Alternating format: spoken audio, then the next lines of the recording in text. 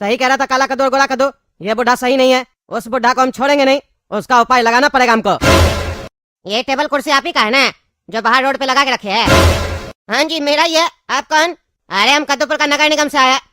क्या चल रहा है सब नाटक? हाँ, सरकारी जगह पे टेबल कुर्सी लगा के रखे हो, अपना ढाबा के अंदर टेबल कुर्सी लगाओ। हटा यहाँ से, नहीं तो सब सामान उठा के लेके चले जाएंगे, समझे? दुकान पे भी ताला लगवा देंगे। मजाक चल रहा है? रोड पे दुकान लगा के रखा है, सरकार रोड बनाया आने जाने के लिए, दुकानदारी करने के लिए नहीं। 5 मिनट के अंदर खाली करो, नहीं तो सब सामान उठा के ले जाएंगे। अरे सर देखिए ना, मेरा दुकान में जगह ही नहीं है, अब टेबल कुर्सी हम कहाँ लगाएंगे? टेबल कुर्सी के बिना कस्टमर को कैसे बैठाएंगे? अरे वो तुम्हारा प्रॉब्लम है, दुकान जब लिए थे तो देख के लेना था ना। नहीं चल रहा दुकान तो खाली करो। अरे सर देखिए ना, रोड तो आगे बंद है, कोई आता जाता भी नहीं है इधर, इसीलिए हम लोग आए, किसी को दिक्कत नहीं है। आप पता नहीं कहाँ से आ गए, लगता है आपको कोई बोला है, शिकायत किया तब आपको पता चला यहाँ मेरा ढाबा चल रहा है। अरे तुम्हारा कहने का क्या मतलब है? हम लोग खुद काम नहीं करते हैं, जब कोई शिकायत करता है तभी काम करते हैं। अरे सर कद्दूपुर का सरकारी आदमी तो ऐसे ही काम करता है ना। एक काम कीजिए, अब आ गए हैं तो थोड़ा ले दे के बात खत्म कीजिए, आपका भी फायदा होगा मेरा भी। अरे हम तुमको घूसखोर दिखाई देते हैं? हम 200-400 रुपए में बिकने वाला आदमी नहीं है। अरे तो सर हम भी 200-400 में खरीदने वाला आदमी भी नहीं है, 10,000 रुपया देंगे आपको। अरे इतना कम में कोई काम नहीं होगा। दुकान का भाड़ा कितना देते हो? अरे सर दुकान तो मेरा है, भाड़ा क्या देंगे? अरे ज्यादा होशियार मत बना, दुकान तुम्हारा भाड़ा पे है। अरे हमको तो पहले ही पता चल गया था जब आप यहाँ आए थे कि आपको वही कद्दू भेजा है। कल उसको गरिया के भेजे यहाँ से, तो आज आपको भेज दिया वो, ताकि मेरा धंधा बंद हो जाए तो हम अपने दुकान खाली कर दे। अरे हाँ हाँ वही हमको भेजा है, बोला अगर दुकान खाली करवा के दीजिएगा तो 20,000 रुपया देंगे आपको। तो अगर आप यहाँ पे धंधा करना चाहते हैं तो 30,000 रुपया हमको दीजिए। ठीक है सर, दिए 30,000 रुपया, हमको क्या है, उसको भाड़ा ऐसे भी हम देने वाले नहीं है दुकान का, आपको ही दे देंगे। अरे हर महीना 30,000 दोगे तुम हमको? अरे हाँ हाँ सर देंगे, क्या दिक्कत है? बस आप अपना हाथ रखिए सिर पे मेरे, फिर देखिए हम भी कमाएंगे आप भी कमाइएगा। हम वो बिजनेसमैन है जो मिल के कमाते हैं और बांट के खाते हैं। अरे तब तक तुम निश्चिंत रहो, बढ़िया से धंधा करो। अब वो कद्दू क्या, उसका बाप भी आएगा ना तो दुकान खाली नहीं करवा पाएगा। हेलो सर, दुकान खाली करवाए? अरे जब कोई दिक्कत ही नहीं है, जब कोई इलीगल काम हो ही नहीं रहा तो दुकान कैसे बंद करवा देंगे? तुम शरीफ आदमी को परेशान कर रहे हो? हैं, क्या समझ के रखे हो? तुम्हारा बाप का नौकर है हम, उल्टा सीधा रिपोर्ट देते हो। इलीगल काम हो रहा है, रोड छेक लिया है, घर में कितना मार मारेंगे ना, सारा तुम्हारा बकवास बुला देंगे, समझे? ज्यादा बकवास करोगे तो तुम्हारे ऊपर कार्रवाई कर देंगे, ज्यादा होशियार बनता है। अरे ये बुढ़ा लगता है इसको भी खरीद लिया, बहुत पैसा का गर्मी दिखा रहा है ये बुढ़ा। हम सोच रहे थे हमको कोर्ट जाना ना पड़े, ऐसे ही वो खाली कर दे, लेकिन लगता है अब हमको कोर्ट और वकील का चक्कर लगाना ही पड़ेगा। हाँ बताइए कद्दू जी, किराया मिल रहा है दुकान का बढ़िया से? अरे सर किराया तो बढ़िया से मिल रहा था, लेकिन अब नहीं दे रहा बुढ़ा, ज्यादा होशियारी कर रहा है। अरे क्यों, क्या हो गया? अचानक किराया देना बंद क्यों कर दिया वो? अरे सर 11 महीना हो गया था ना, तो हम दुकान खाली करवाने गए थे, तो बोलता है दुकान खाली भी नहीं करेंगे और किराया भी नहीं देंगे। बुढ़ा को कोर्ट से भी डर नहीं लग रहा, एग्रीमेंट का भी कोई वैल्यू नहीं दे रहा, कहता जो करना कर लो। अरे वो पागल बुढ़ा है, उसको एग्रीमेंट का मतलब पता है, और हम जो एग्रीमेंट बनाते हैं उसका उसको वैल्यू ही नहीं पता है। बांस कर देंगे 2 दिन में। मेरे हिसाब से आप केस फाइल कीजिए, कोर्ट में देख लेंगे साले को। अरे सर उसीलिए तो आए आपके पास, मेरा दुकान खाली करवा के दीजिए हमको। कितने दिन में सर दुकान खाली करवा के दे दीजिएगा, और खर्चा कितना आएगा? देखिए केस कचहरी का तो कोई समय तय नहीं ना होता है, 2 महीना चलेगा कि 2 साल चलेगा कि 20 साल चलेगा सर। केस चलते रहेगा, बुढ़ा आते रहेगा, आके थक जाएगा, आपने दुकान खाली कर देगा। अरे सर वो थक जाएगा तो क्या हम नहीं थकेंगे? मेरा तो दुकान का भाड़ा भी जाएगा, हमको तो दोनों तरफ से नुकसान होगा। वो तो तब तक मेरा दुकान से कमाएगा भी। ऐसा कुछ बताइए जिससे केस जल्दी खत्म हो, 2-4 दिन के अंदर खत्म हो जाए। देखिए 2-4 दिन में तो नहीं होगा, लेकिन ईमानदार जज के अगर केस जाएगा तो 1 महीना मान के चलिए लग जाएगा, मिल जाएगा आपको, दुकान खाली हो जाएगा। अरे सर ईमानदार जज तो 1 दिन में फैसला कर देता है ना। अरे वो क्रिमिनल केस का करते हैं जज साहब, सिविल केस में टाइम लगता है, बहुत सारी चीज देखना पड़ता है। आप भी अपना पक्ष रखिएगा, सामने वाला भी अपना पक्ष रखिएगा, जज साहब को देखना पड़ेगा ना कौन सही है कौन गलत है। अरे सर तो खर्चा कितना आएगा इसमें? देखिए 1 दिन का हम 1,000 रुपया लेते हैं, 30 दिन केस चलेगा तो 30,000 पकड़ के चलिए। डेट हर दिन थोड़ी ना पड़ेगा, जो 30,000 बोल रहे हैं, वो तो महीना में 1-2 दिन ही ना पड़ेगा। अरे आपको साल में केस खत्म करना है कि महीना में? महीना में खत्म करना है तो हम रोज डेट डलवाएंगे ना, तब ना जल्दी फैसला होगा। आप 40,000 रुपया हमको दीजिए, हम आपका दुकान खाली करवा के देंगे आपको, और आपको हैरेस करने के चक्कर में उस बुढ़ा से 50-60 हजार रुपया दिलवाएंगे भी आपको, चिंता मत कीजिए। अरे सर ये तो बहुत ज्यादा है, अगर हम केस हार गए तो मेरा तो पूरा पैसा चला जाएगा ना। अरे अभी आपका दुकान चला गया है, आपको 40,000 का पड़ा है, बोल रहे केस जीत जाइएगा तो बुढ़ा आपको 50-60 हजार एक्स्ट्रा देगा। अरे सर ये तो आप कह रहे हैं, लेकिन केस जीतेंगे तब ना पता चलेगा पैसा मिल रहा है कि नहीं मिल रहा है। अरे सर अगर आप पहले ही मन में हार जाइएगा तो फिर जीतिएगा कैसे? जीतने के लिए मन में भी जीतने के बारे में सोचिए, और हम आपका केस लड़ेंगे ना, चिंता क्या करते हैं? एग्रीमेंट भी हम ही बनाए थे, और मेरा एग्रीमेंट एकदम ठोस था, फंसा देंगे बुढ़ा को। और मेरे पास दूसरा स्कीम भी है, आप अगर हमको रोज का पैसा नहीं देना चाहते हैं तो सीधा 20,000 रुपया दीजिए, केस जितवा के दे देंगे आपको। अरे ठीक है सर, हम आपको 20,000 देंगे, जल्दी से मेरा दुकान खाली करवा के दीजिए। आज का केस शुरू किया जाए। जज साहब, कटघरे में खड़े इस बुढ़े आदमी को आप देखकर सोच रहे होंगे कि आखिर इस बुढ़े आदमी ने क्या किया है जो इसके ऊपर मेरे क्लाइंट कद्दू जी ने केस किया है। तो मैं आपको बता दूं, इस बुढ़े आदमी ने मेरे क्लाइंट कद्दू जी से उनका दुकान किराए पे लिया था, और जब ये किराए पे लिया था इनसे दुकान, तो इनका एग्रीमेंट भी मैंने ही बनाया था। दोनों की सहमति से एग्रीमेंट बना और दोनों पक्ष की तरफ से साइन भी किया गया। 11 महीने का सर एग्रीमेंट बना था, और वो एग्रीमेंट सर आपको ऑलरेडी दे दिया गया है, आपके डेस्क पे पड़ा होगा सर। उस एग्रीमेंट के तहत 11 महीने तक इनको दुकान किराए पे दी गई थी, और 11 महीना कंप्लीट होने के बाद जब मेरा क्लाइंट इनके दुकान पर जाता है और इनसे दुकान खाली करने के लिए कहता है, तो ये बुरा आदमी मेरे क्लाइंट कद्दू जी से कहता है, मैं आपको भाड़ा बढ़ा कर दूंगा, 25,000 की जगह 30,000 रुपए दूंगा। लेकिन मेरा क्लाइंट जब कहता है कि सर मुझे किराया नहीं चाहिए, मुझे मेरा दुकान वापस चाहिए, एग्रीमेंट के हिसाब से 11 महीने के बाद आपको दुकान खाली करना था, तो ये बुरा आदमी बदतमीजी पे उतर आता है और मेरे क्लाइंट से बदतमीजी करने लगता है, उसे धमकाने लगता है, जान से मारने की धमकी देता है, उनके बेटे को किडनैप करने का धमकी देता है। इस तरीके का काफी क्रिमिनल एक्टिविटी करता है, और मेरे क्लाइंट से कहता है जो करना है कर लो, मुझे कोर्ट और पुलिस से डर नहीं लगता है। मैं इन सबको अपने जेब में रखता हूँ, और अब तो तुम्हें तुम्हारा किराया भी नहीं मिलेगा, जो करना है कर लो। ये बुरा आदमी सर आपको एकदम मासूम लग रहा होगा, लेकिन सर आपको पता नहीं है ये मासूम चेहरे के पीछे एक बदमाश छुपा हुआ है, बदमाश। तो मेरा आपसे दरख्वास्त है सर, मेरे क्लाइंट के साथ न्याय किया जाए और उनको उनका दुकान वापस दिलवाया जाए। जज साहब, मेरे जरूरत से ज्यादा काबिल दोस्त मेरे क्लाइंट के ऊपर बेबुनियाद इल्जाम लगा रहे हैं। जैसा कि मेरे काबिल दोस्त ने कहा कि इन्होंने किडनैप करने की धमकी दी है, और कहा है कि पुलिस और कोर्ट को ये जेब में रखते हैं। ऐसा कुछ भी नहीं कहा था मेरे क्लाइंट ने। अच्छा अच्छा, ठीक है ठीक है, अब आप दोनों चुप रहिए, वकील से अभी बात नहीं करना है हमको, समझे? क्योंकि तुम्हारे जैसा वकील लोग केस सुलझाता कम उलझाता जाता है। पैसा लेके आया है ना तुम यहाँ, तो अपना क्लाइंट के बारे में ही ना बोलेगा। हमको अब फैसला लेना है ना, जज हम है ना, न्याय करना है हमको अपने हिसाब से समझने दो, आखिर यहाँ चल क्या रहा है। तुम लोग शांति से खड़े रहो, हमको बात करने दो, क्योंकि ये ईमानदार जज का कोर्ट है, और ईमानदार जज हम है। हम तय करेंगे कि कौन इस दोनों में से ईमानदार है और कौन बेईमान है। हाँ तो बताइए चाचा जी, क्या सुन रहे हम ये? हाँ, आप कद्दू जी से दुकान किराए पे लिए है और बाद में आप दुकान खाली नहीं कर रहे और धमका रहे, क्या ये सब जो आरोप आपके ऊपर लगा है, क्या ये सही है? जज साहब, पहले तो मैं ये बता दूं आपको कि मैं आपका चाचा नहीं हूँ, मेरी जो उम्र है ना वो आपके बराबर है, और आवाज भी सेम मिलती है, क्योंकि हम दोनों का एज बराबर है और हम दोनों बुढ़े हैं। अरे बुढ़ा होगा तुम्हारा बाप, समझा? मेरा कोर्ट में आके हमको बुढ़ा बोलता है, जितना पूछते उतना बोलो। मेरा सिर्फ बाल सफेद हुआ है, हम अभी जवान है, समझे? चलो बताओ, क्या जो तुम्हारे ऊपर आरोप लगा ये सही है कि नहीं? इधर उधर का बात मत करो, क्योंकि तुम अपना दोस्त से बात नहीं कर रहे हो, जज से बात कर रहे हो। अरे जज साहब, ये सब गलत आरोप है।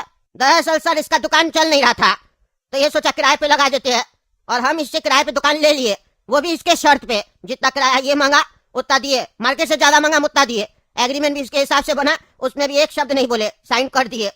इसका वकीली एग्रीमेंट बनाया था, और इसको 1 लाख रुपए एडवांस भी दिए हम।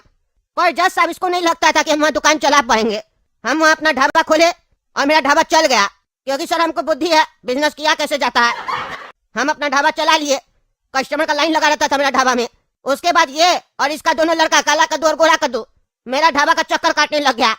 रोज आए दिन देखता था कि इसका ढाबा पे इतना सारा कस्टमर आ रहा है, सोचता था मेरा नजर नहीं है, हम सब देखते थे। और तभी इस लोग का मन में बेईमानी आ गया, इस लोग के अंदर खटकने लग गया कि हम लोग दुकान का मालिक होकर 25,000 रुपया कमा रहे, और ये हम ही लोग का दुकान से लाखों में कमा रहा।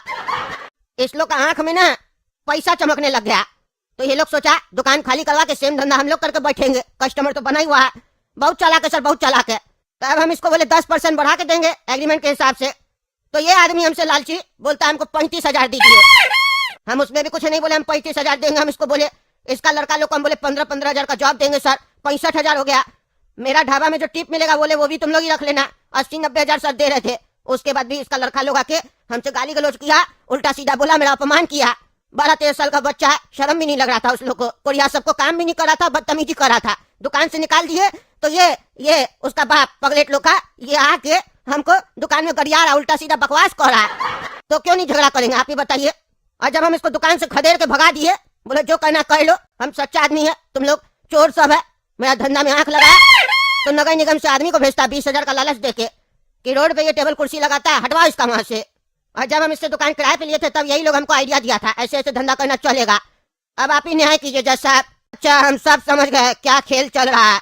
क्यों कद्दू जी, क्या हो रहा है सब? है पहले गलती करते फिर केस भी आप ही करते हैं। चाचा जो बोल रहे सही बोल रहा है कि गलत बोल रहा है? अरे देखिए सर, ये दरअसल झूठ बोल रहा है, 1 नंबर का झूठा है ये। इसको हम चाचा चाचा बोले, इसको पच नहीं रहा था, ये अपना बदतमीजी पे उतर आया।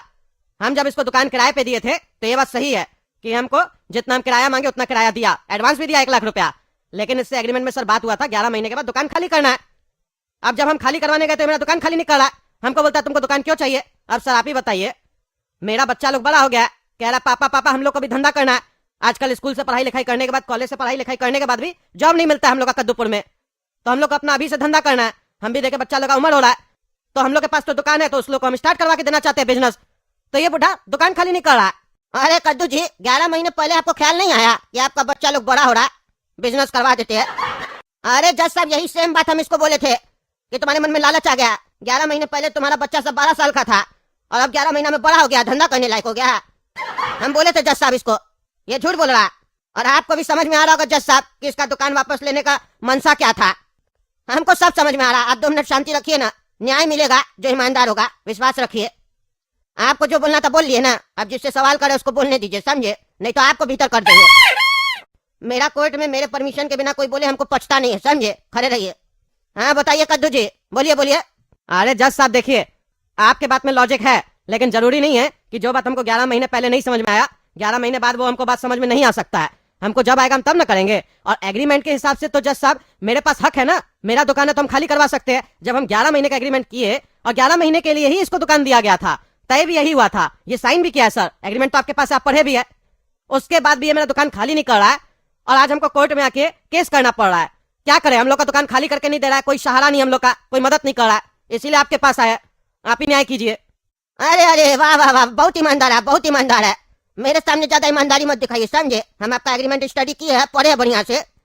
आप कह रहे 11 महीना के लिए दिए थे इसको अपना दुकान ना। अरे हाँ जज साहब 11 महीना के लिए दिए थे, लिखा हुआ एग्रीमेंट में। यानी आपके हिसाब से 11 महीने के बाद आप दुकान खाली करवाने वाले थे। अरे हाँ जज साहब हम खाली करवाने वाले थे। उसके बाद मेरा सोचा हुआ था कि हम अपना कुछ काम करेंगे। अच्छा अच्छा, बाप रे बाप, बहुत बिजनेस माइंडेड है आप।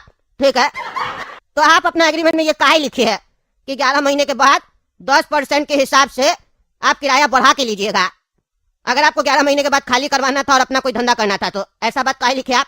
अरे जज साहब, वकील साहब हमको बोले कि आप ये एग्रीमेंट में मेंशन कीजिए, मान लीजिए 11 महीने के बाद आपको काम नहीं करना है, आप इनको दुकान किराए पे देना चाहते हैं, कंटिन्यू रखना चाहते हैं, तो आप लोग के बीच में विवाद ना हो तो आप लिख दीजिए 10% बढ़ा के लीजिएगा 11 महीने के बाद। इसीलिए सर मेंशन किए, नहीं तो हम तो सोचे ही थे सर दुकान खाली करवाएंगे।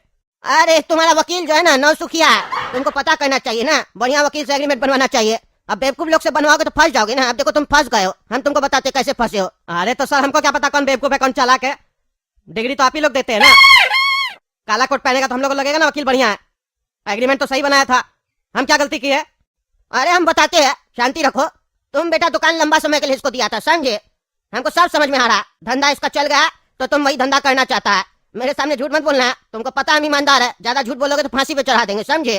तुम पहले जब इसको किराए पे दिए थे ना तो तुम्हारा मंशा था कि घर बैठे 25-30 हजार रुपया मिलते रहेगा, मेहनत भी नहीं करना पड़ेगा, पैसा बनते रहेगा।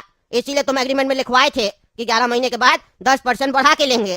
पर तुम एग्रीमेंट उतना दिन का नहीं बनाए जितना दिन के लिए तुम इसको देना चाहते थे, क्योंकि तुमको पता है, वकील बताया होगा, 12 महीना का अगर एग्रीमेंट बनाइएगा या उससे ज्यादा का तो आपको रजिस्ट्री करवाना पड़ेगा और उसमें स्टाम्प का खर्चा आएगा जो सरकार को जाएगा। वो बचाने के चक्कर में तुम क्या किए, 11 महीने का एग्रीमेंट कह लिए, लेकिन किए तो किए, लेकिन ये लिख के तुम खुद ही फंस गए कि 10% 11 महीने के बाद बढ़ा के लेंगे। इसका मतलब तो साफ समझ में आ रहा है तुम्हारा इंटेंशन था, तुम्हारा इरादा था ज्यादा दिन किराए पे देने का दुकान, लेकिन तुम स्टाम्प ड्यूटी चोरी करने के लिए सब किए। यानी सरकार के साथ भी तुम चोरी किए हो और तुमको पता है ये चोरी करने का सजा क्या होता है। अरे जज साहब हमको कुछ नहीं पता, ये सब मेरा दुकान है, बस ये किराए पे लगा, ये बात हमको पता है। वकील जैसे हमको एग्रीमेंट बना के दिया हम उस पर साइन कर दिए। और ये कौन सा नियम हो गया आप कि दुकान से जो कमाएंगे उस पर भी टैक्स देंगे, एग्रीमेंट बनवाएंगे तो उस पर भी टैक्स देंगे। हमको नहीं पता इस सब के बारे में, हर जगह टैक्स हम ही लोग देंगे क्या। अरे चुप करो तुम, टैक्स का बात नहीं हो रहा यहाँ पे। जो टैक्स के बारे में पूछ रहे हो, जो नियम है वो नियम है। नियम टकला नेता को सरकार बनाए ना, उससे जाके सवाल करो, समझे। मेरा काम है ये देखना कौन नियम से चल रहा है कौन नियम तोड़ रहा है। तुम्हारा एग्रीमेंट से साफ पता चल रहा है, समझे। रंगाजी करता है, स्टाम्प ड्यूटी चोरी करता है, दूसरा का धंधा में आंख लगाता है। हम तुमको सजा सुनाते हैं, तुमको 1 महीना के लिए जेल में डाला जाए और दुकान कम से कम 22 महीना के लिए इस बुढ़ा के पास ही रहेगा, समझे। आप भी किराया देते रहिएगा इसका बच्चा लोग को, समझे, ज्यादा होशियार मत बनिए। अरे सर, लेकिन हम तो 30,000 रुपया नगर निगम वाला को दे रहे हर महीना, उसका क्या करे सर। अरे आप उसको क्या पैसा दे रहे, वो क्या किया है, वो भी मालिक है क्या। अरे नहीं सर, ये कद्दू भेजा था ना हमको परेशान करने के लिए, रोड से टेबल कुर्सी हटवाने के लिए उसको। तो वो मेरे दुकान पे आया, बोला कुर्सी हटाओ टेबल हटाओ नहीं तो उठा के ले जाएंगे सब। तो हम बोले कि कुर्सी टेबल लगा के रखने दीजिए, मेरा दुकानदारी चलेगा, हम आपका सब्सक्रिप्शन परचेज कर लेते हैं। आपको 30,000 आते रहेगा महीना का। कद्दू को किराया नहीं देंगे, आपको ही देंगे। तो वो खुश हो गया, बोला पैसा पहुंचाते रहिए, धंधा करते रहिए। अरे सब का सब चोर है साला।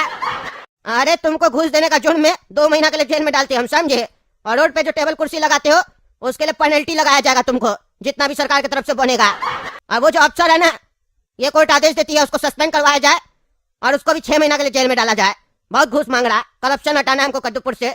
अरे सर हम जेल में रहेंगे तो कमाएंगे कैसे और भाड़ा कैसे देंगे कद्दू को? अरे वो सब घूस देने से पहले सोचना था ना।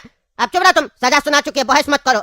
और तुम सुनो रे नौसुखिया वकील, आप कोई क्लाइंट है रेंट एग्रीमेंट बनवाने के लिए तो बढ़िया से बनवा के दो, समझे। नियम कानून पता नहीं होता और बाद में मकान खाली नहीं करवा पाते हो और फिर ऐसा क्लाइंट सब फंस जाता है और फालतू का हम लोग का समय चला जाता है। और खबरदार जो किसी को गलत सलत आइडिया दिए, स्टैम्प ड्यूटी चोरी करने का आइडिया दिए, समझे। किसी को 2 साल के लिए दुकान का किराए पे देना है या मकान, तो 2 साल का एग्रीमेंट करोगे, समझे। 11 महीना का किए तो पिछवाड़ा में डंडा लगेगा तुमको भी, समझे। 5,000 तुम भी फाइन जमा करो, उल्टा सीधा आइडिया देता है। चलो जाओ, सबका सब चोर है, सबको ठीक करेंगे हम।